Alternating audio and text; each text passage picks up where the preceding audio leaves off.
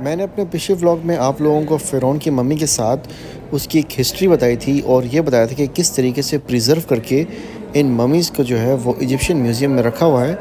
और आज के व्लॉग में जो है मैं इनकी सिविलाइजेशन के बारे में बात करूँगा, कुछ चीज़ों के बारे में बात करूँगा जो कि ये इस्तेमाल करते थे, और इनकी टेक्नोलॉजी के बारे में बात करूँगा कि उस टाइम पे भी आज से 5000 साल पहले ये किस तरीके से सिविलाइज़ थे और किस तरीके से टेक्नोलॉजी यूज़ करते थे। तो चलें अब जो है वो सिविलाइज्ड नेशनल इजिप्शियन म्यूज़ियम चलते हैं और मैं आप लोगों को जो है वहाँ पे कुछ चीज़ें दिखाता हूँ इनकी। अस्सलाम वालेकुम वरहमतुल्लाहि वबरकातुहू। कैसे हैं आप लोग सब? मेरा मद्दुमान है और आज मैं इजिप्शियन सिविलाइजेशन म्यूज़ियम आया हुआ हूँ जो कि अलकारा में है। न्यूली बिल्ड म्यूज़ियम है और कुछ ममीज़ जो हैं रॉयल ममीज़ वो इन्होंने यहाँ पे ला के रखी हुई हैं। उसके साथ साथ जो चीज़ें उस टाइम पे फ़िरौन यूज़ करते थे वो भी डिस्प्ले करके रखी हुई हैं। तो चलें चलते हैं, देखते हैं कि क्या इस म्यूज़ियम में ऑफ़र करने के लिए और क्या चीज़ें मौजूद हैं। अच्छा जी, मैं बिल्कुल अंदर पहुंच चुका हूँ। यहाँ पे मास्क की सख्ती है, ये देखें मेरे पीछे द फेरोज़ गोल्डन परेड। ठीक है, अब शायद मुझे लगता है इनका कुछ इवेंट वगैरह हुआ था। तो चलें ठीक है, मैं अब आपको जो है ना जैसी शुरुआत होती है इस म्यूज़ियम की वो दिखाता हूँ कि यहाँ पर क्या है। शुरुआत में ही कुछ स्टैचूज़ वगैरह दिख रहे हैं मुझे एग्जैक्टली इतना पता नहीं है। मैं सिर्फ यहाँ पर रैमसेस II जो फ़िरौन है उसको देखने के लिए और दिखाने के लिए आया हूँ आप लोगों को। बाकी काफ़ी स्टैचूज़ हैं, मैं आपको ऐसे ब्रीफली दिखा देता हूँ।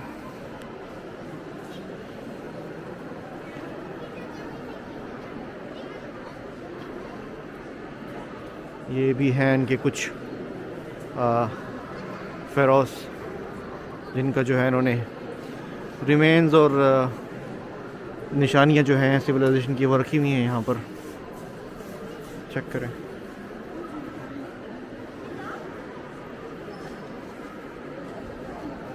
अच्छा, ये स्केलेटन चेक करें। Yeah, the ancient Egyptians made stone tools for flintstone about 2 million years ago. इस तरीके की हड्डियाँ रखी हुई हैं यहाँ पर इन लोगों ने एक ढांचा बनाया हुआ है। चेक करें। अच्छा, ये एक फ़िरौन का जो है मुझे ताबूत मिला है, कितना बड़ा है चेक करें। और उसके साथ साथ इन्होंने पता नहीं कोई स्पेशल किस्म के पत्ते जो हैं वो दफनाए थे।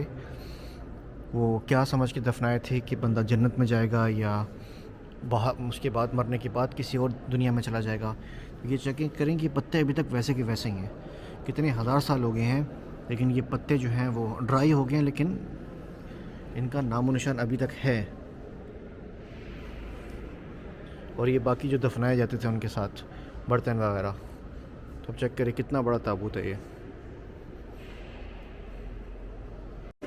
यहाँ पे उन्होंने डिस्प्ले किया हुआ है फ़िरौन अपने टाइम पे जो टेक्नोलॉजी यूज़ करते थे, जो टूल्स यूज़ करते थे पत्थरों को तराशने के लिए, और उन पत्थरों को तराश के उन्होंने बहुत सारी चीज़ें बनाई हैं।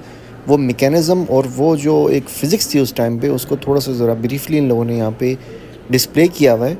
और ये जो स्फिंक्स है जिसे ये क्वीन मानते हैं, उसका भी एक यहाँ पे स्टैचू बना के जो है वो रखा हुआ है, बल्कि उसी टाइम का इन्होंने प्रिजर्व किया हुआ है। और उसके साथ साथ जो है वो कुछ टूल्स भी रखे हुए हैं जिनकी मदद से वो ये सारे जो है वो काम किया करते थे। तो मैं तो मतलब हैरान हूँ, अकल दंग रह जाती है कि उस टाइम पे भी 5000 साल पहले भी उनके पास ये सारी टेक्नोलॉजी मौजूद थी और किस तरीके से जो है वो टूल्स रखे हुए हैं यहाँ पे।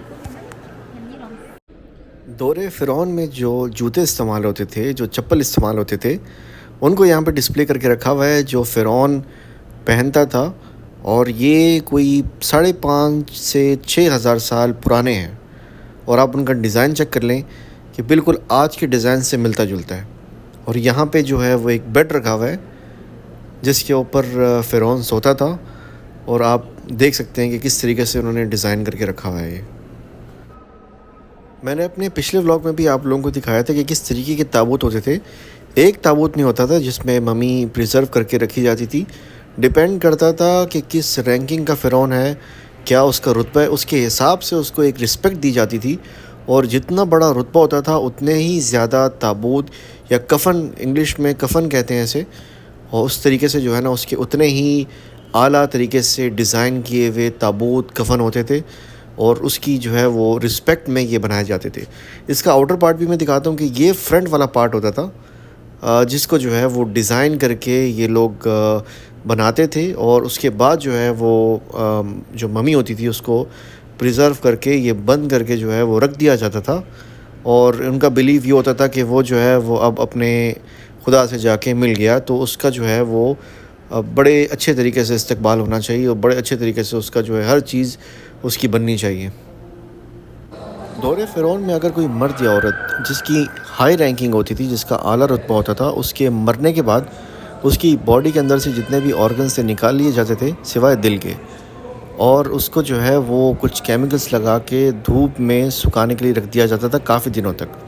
इसके पीछे जो उनका एक बिलीव था कि बॉडी को जो है वो गलने ना दिया जाए और उसको जितना वो उसकी ओरिजिनल फॉर्म में रख सकते हैं उतना रखा जाए, ताकि अगली दुनिया, मरने के बाद वाली दुनिया जो है वो अच्छे से गुजार सके और अपने खुदा से जो है वो मिल सके।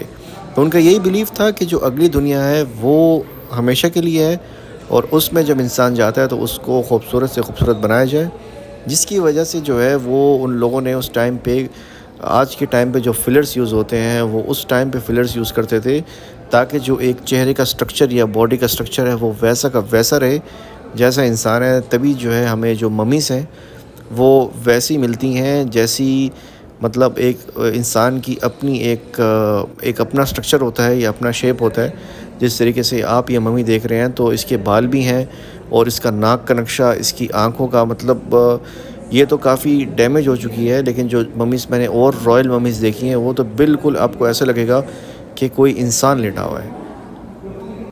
तो आपसे रिक्वेस्ट यही है कि आप लोग चैनल को सब्सक्राइब कर लें ताकि आने वाली जितनी भी वीडियोस हैं वो आप तक पहुंच सकें। तो इसी के साथ साथ मोहम्मद नुमान को इजाज़त दें। इंशाल्लाह मिलते हैं आपसे नेक्स्ट वीडियो में, तब तक के लिए अल्लाह हाफ़िज़।